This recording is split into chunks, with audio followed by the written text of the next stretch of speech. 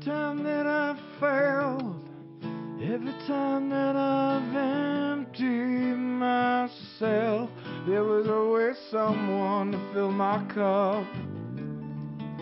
For those that I've done wrong, for those that I've known for oh so long, I'll always hold a place in my heart for you. I want to welcome everybody to another episode of Memories of Us and welcome back to season 3. And thank you for everyone who has given us support and still supporting us. And we couldn't do this without you. And make sure that you're sharing and sharing with your friends, getting them to subscribe, comment, let us know what you like, let us know what you're looking for, and we will try to make that happen. And I want to welcome a very special guest today, Jenny Dilts. And she is an amazing person. She is in the grief world. She's helping people all across. And she has an amazing story. And I've been on her podcast before. And it's kind of amazing because most people, we joke about, when no one wakes up and says, I want to do grief. Well, Jenny is kind of different. She actually woke up and said that she wanted to do grief.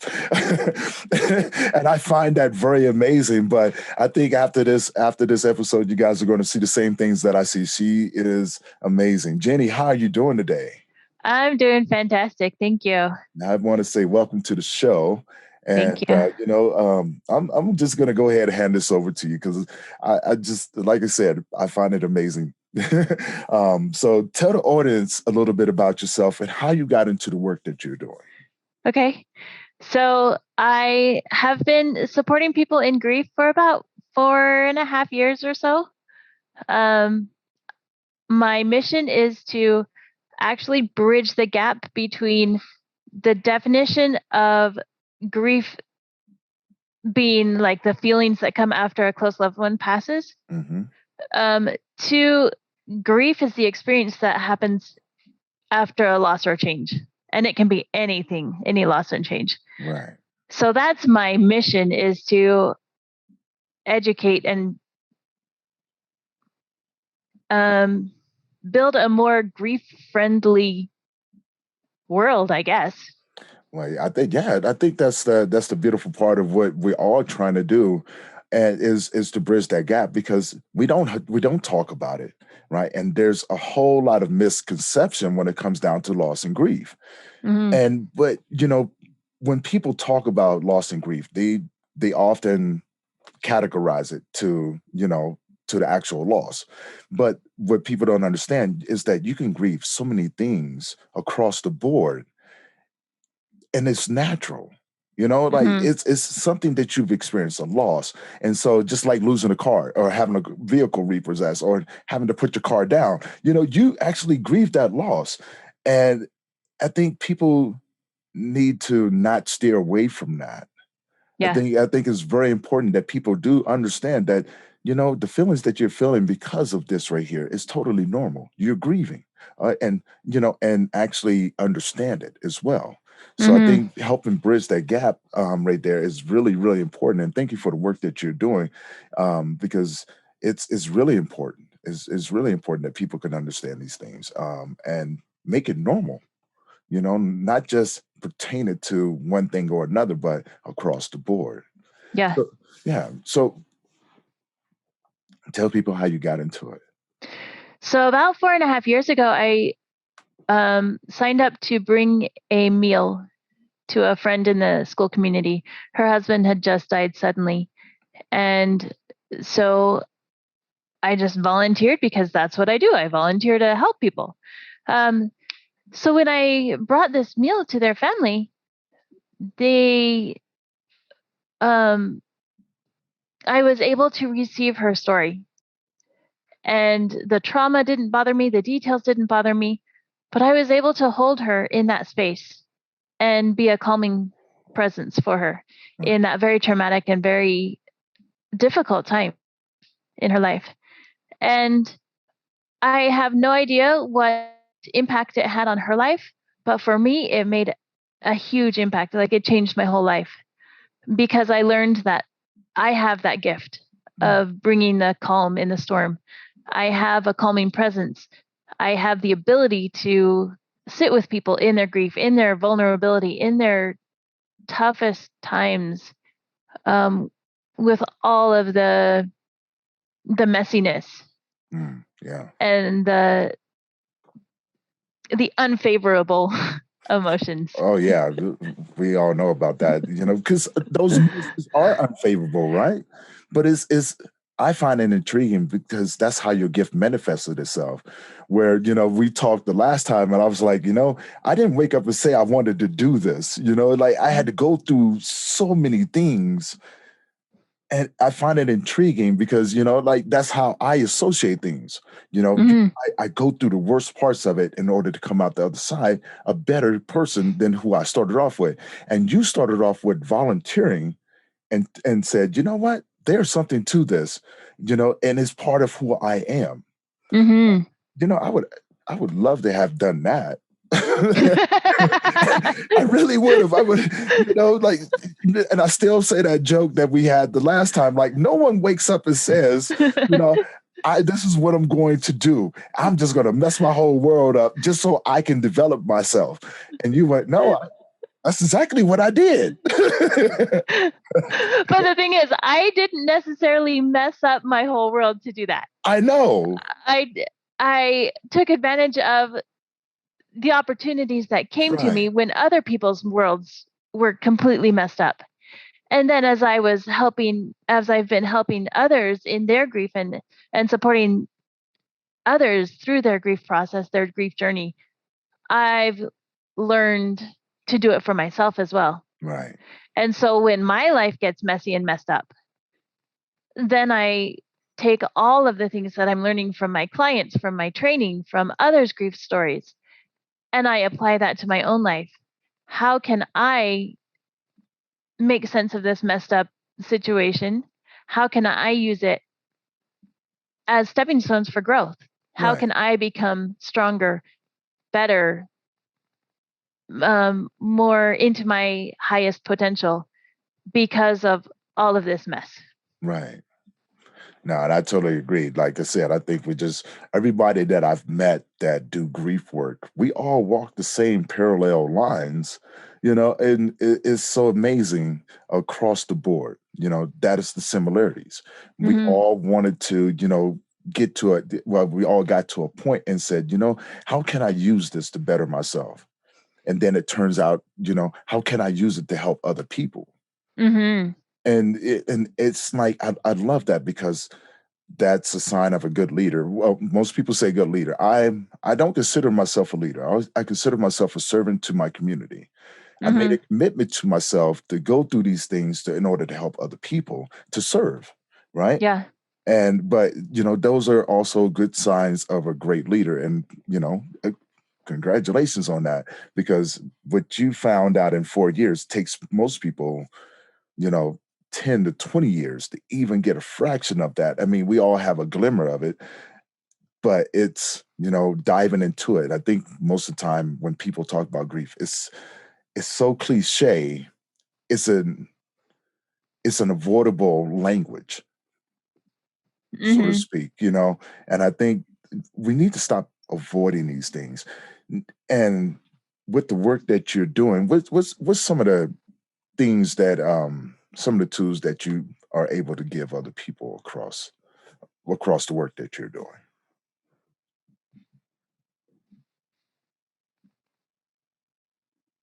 Um,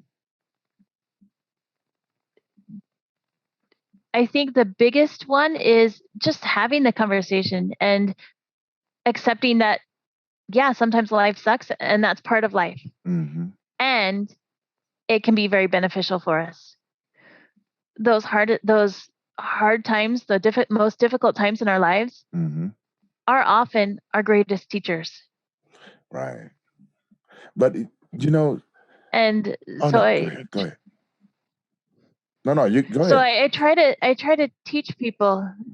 I try to teach people wherever I talk with them, if it's through social media or through podcasting or through workshops or client work, wherever I meet people, I try to help them recognize that it's okay to be in that yucky space. It's okay that life sucks. It's Mm, okay to be at your rock bottom, because something good can always come out of it, depending on how we deal with it. That's very true. Rock bottom to a lot of people, though, is a very, very hard place to be, and I don't think we really understand that.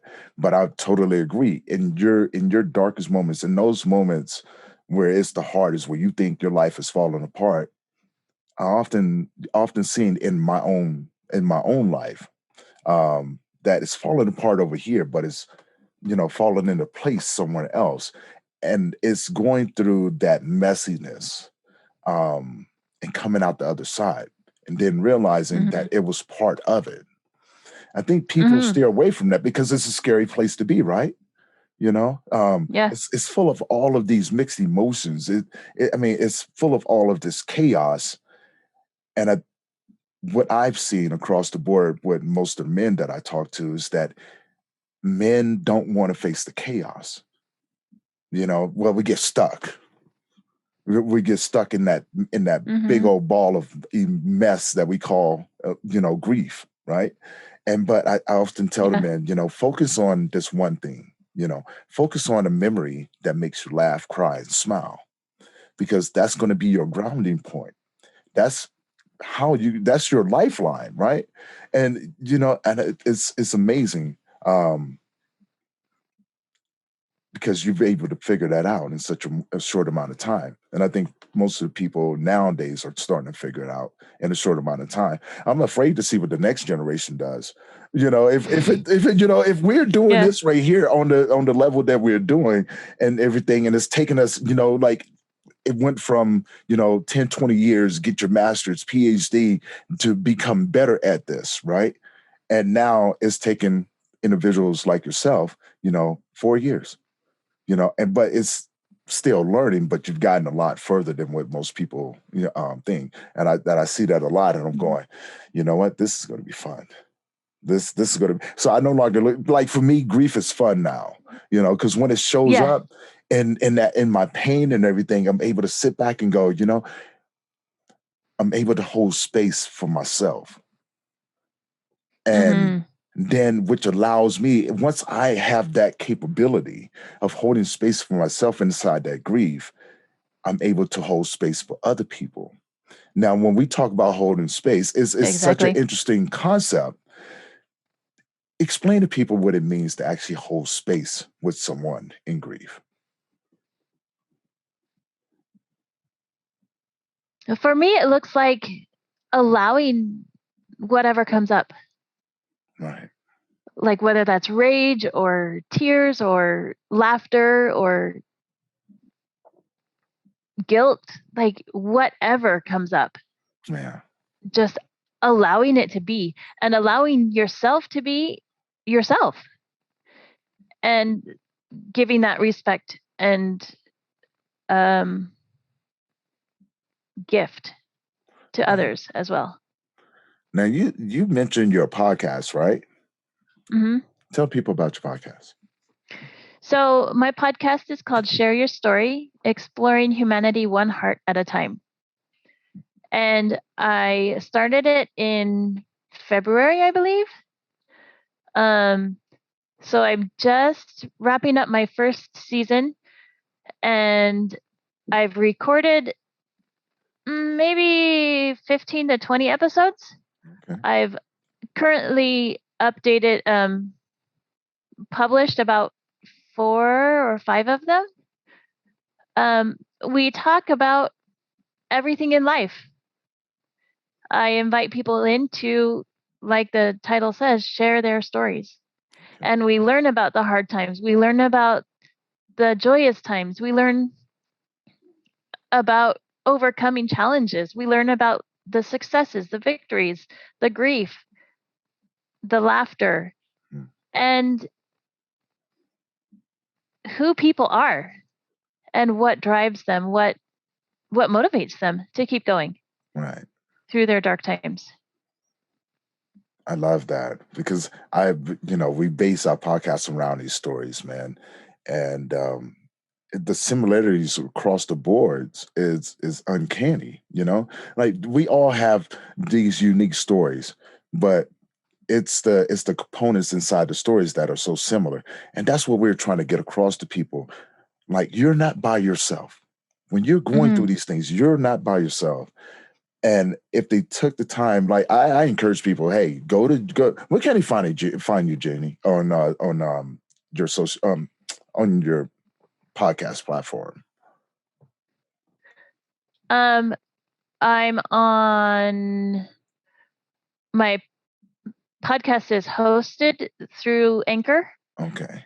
and I'm on um, Spotify, Google Podcasts, um, iTunes or Apple Podcasts. Um, don't remember which other ones I'm on. For what? But I publish it through Anchor, Okay. and so it's uh, let me just pull it up real quick. It's grieving coach.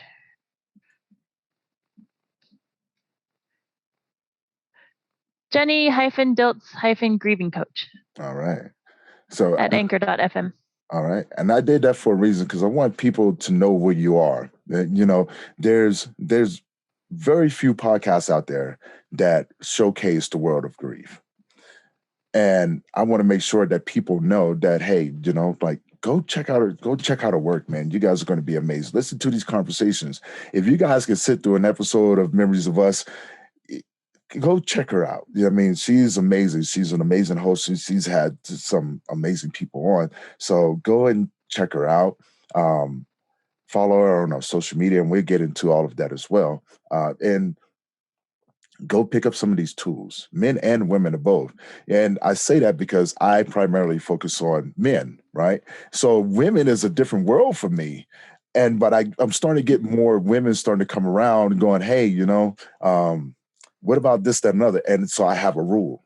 When it comes down to women, I try to source that out. I try not to do Yeah. that because as a man, I always felt that, you know, grief is such a vulnerable state of mind, and it's so easy to misconstrued kindness for um, unintentional intentions. Right. Mm-hmm. And so, Yeah. I mean, it's such a messy world. Do you find yourself battling that as well? You know, like with certain clients, like you know, because we're open to it, and I love the fact that you're able to hold that space. But holding space also means, you know, being vulnerable to everything else that's going on. And Mm-hmm. it can lead to some really strange places. I find, you know. Yeah. Do you find yourself going through those motions as well? I do. Yeah. So I am very careful when I even sense that there may be ulterior motives Hmm. when when people reach out to me or when people start to connect with me. I am very clear. This is a professional relationship, and if you're happy with that, that's great. If not, it's not okay with me. Right.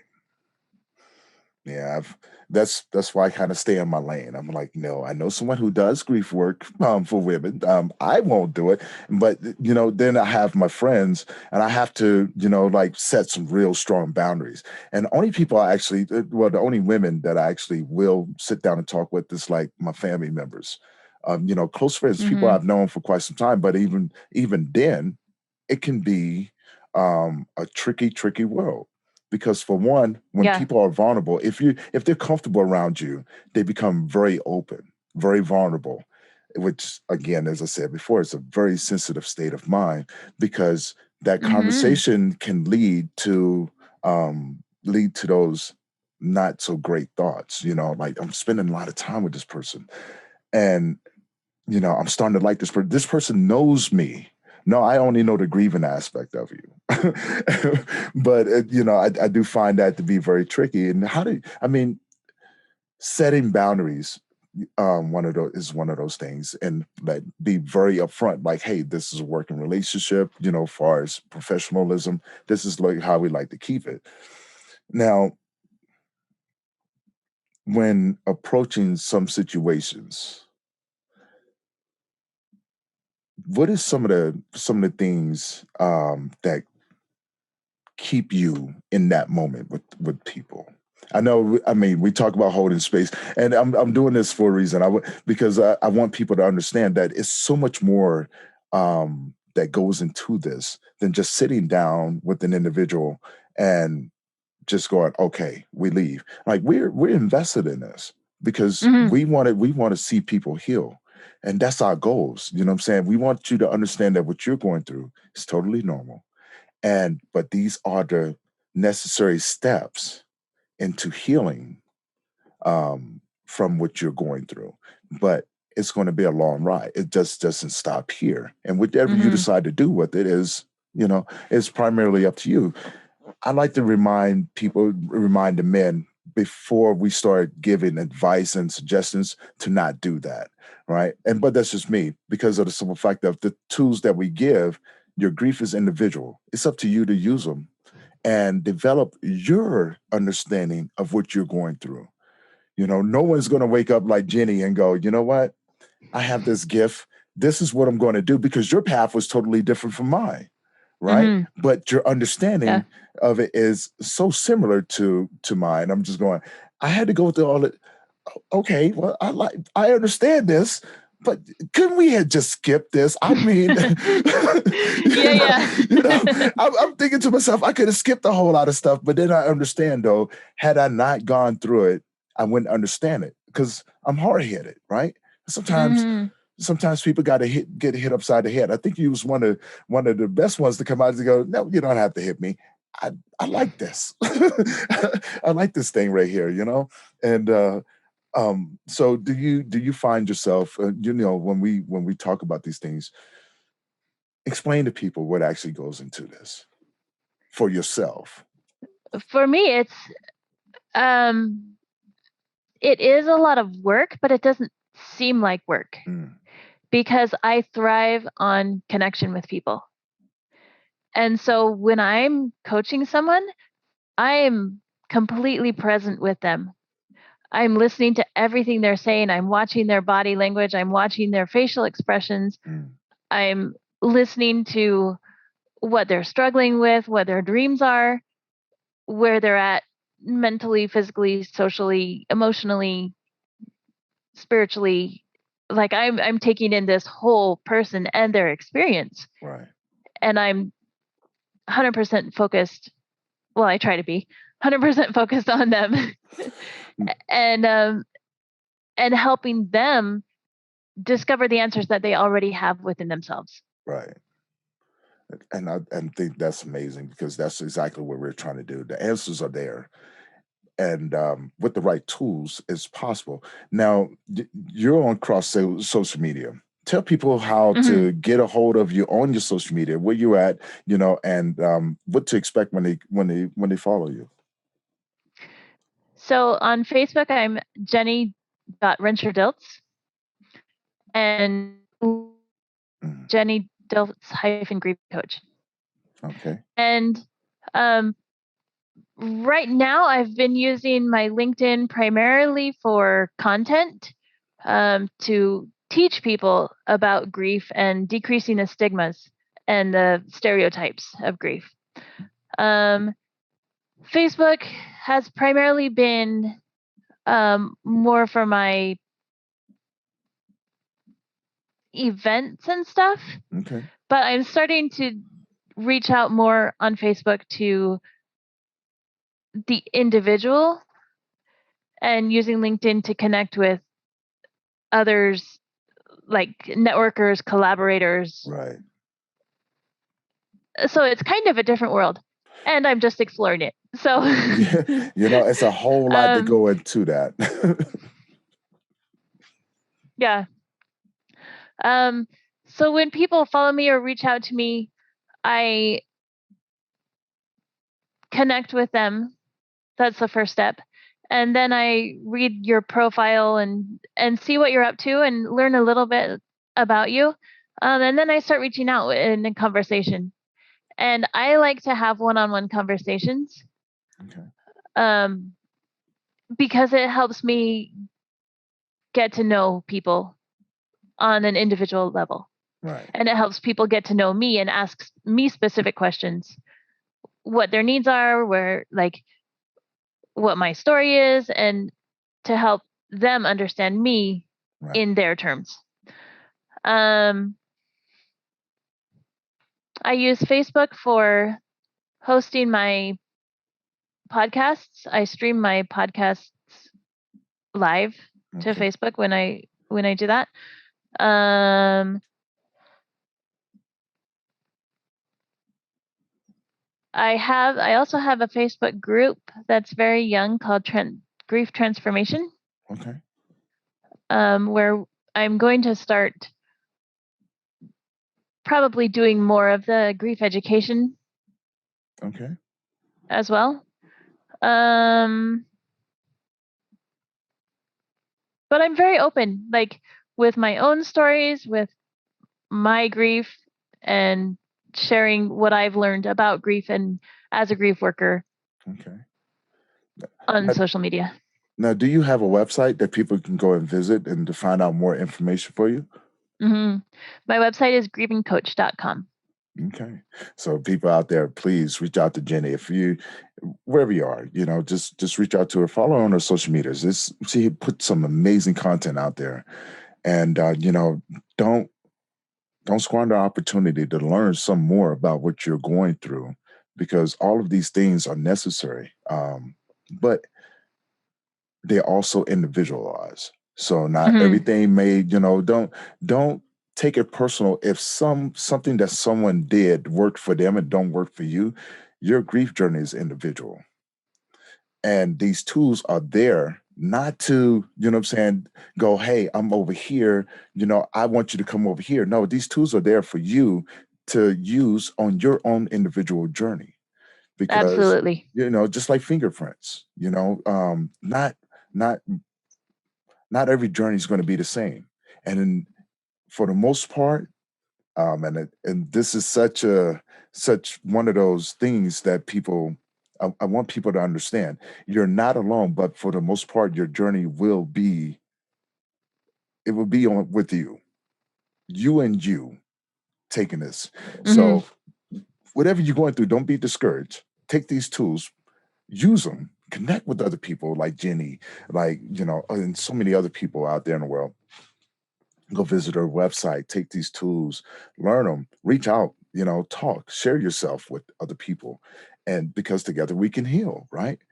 And that's the whole purpose of it. We live in a world with so much hurt, and people use words like broken or, dysfunction. How about we use words like hurt so we can see Hmm. avenues of healing? And Yeah. that changes the dynamic of how you look at everything. But it's taking the first step. It's taking, saying that I've had enough and wanting better for yourself. And I think that's the key to this grief journey. Hmm. At least for myself, it was taking everything, and like you said, taking all these tools and having to apply them to myself. And I would tell you, like it's not an easy feat. And so I never want to mislead anybody in that direction when we're consulting them. uh, it's a very difficult walk. It's a very difficult walk, and to expect the unexpected, because your mind is key to everything. But it's retraining your mind, putting these tools in there, reconnecting to what something that's totally normal, and normalizing it, Hmm. and saying, you know, I deserve, or whatever I'm going through deserves my respect. So I'm going to grieve it properly and let that take you to exactly where you need to go. Now, I had 1,000 different other questions, but I know we're on a short time span. But if you have any advice to give to someone out there right now, what would you tell Um, it goes right along with what you were talking about, that um, it's a personal journey. I can't walk the journey for them? you. You can't walk the journey for somebody else.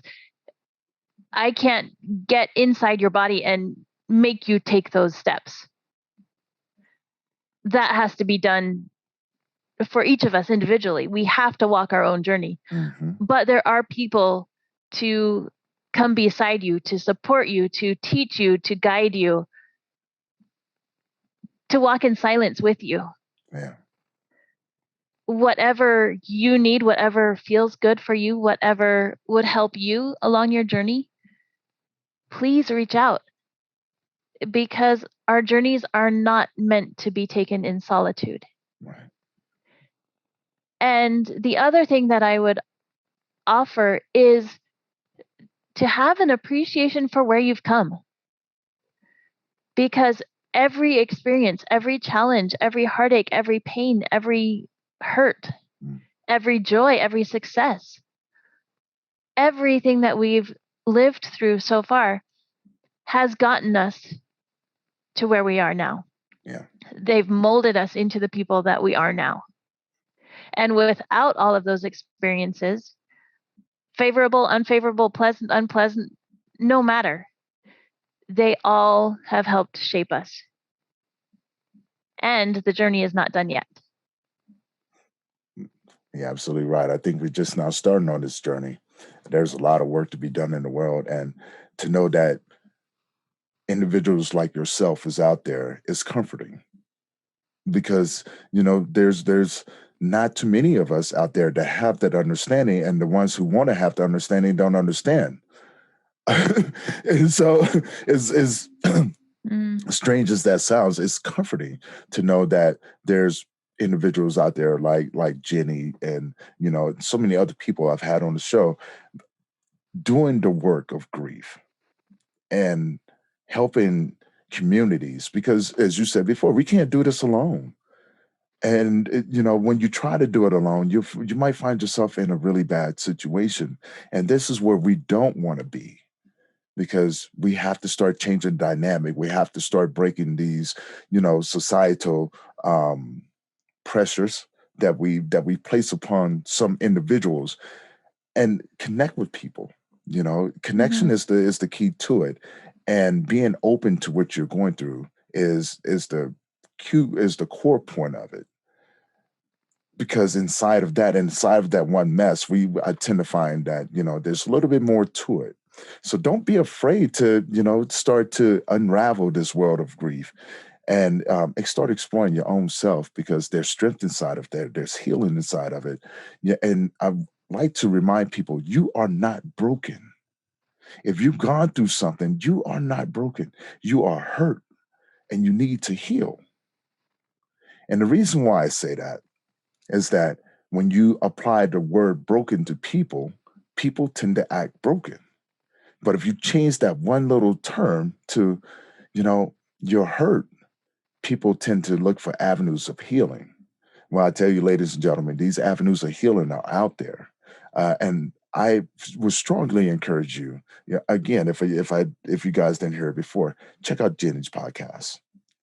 Take those gems that she puts in there, and find ways of applying it to yourself. Follow on her social media, and again, get that knowledge and build that community. You're a part of a community that you never asked to be a part of, but now that you're here, build on it, and you find out that there's other people out there just like you and I, just like Jenny, just good-hearted people that just want to help, and it makes that journey just that much more tolerable.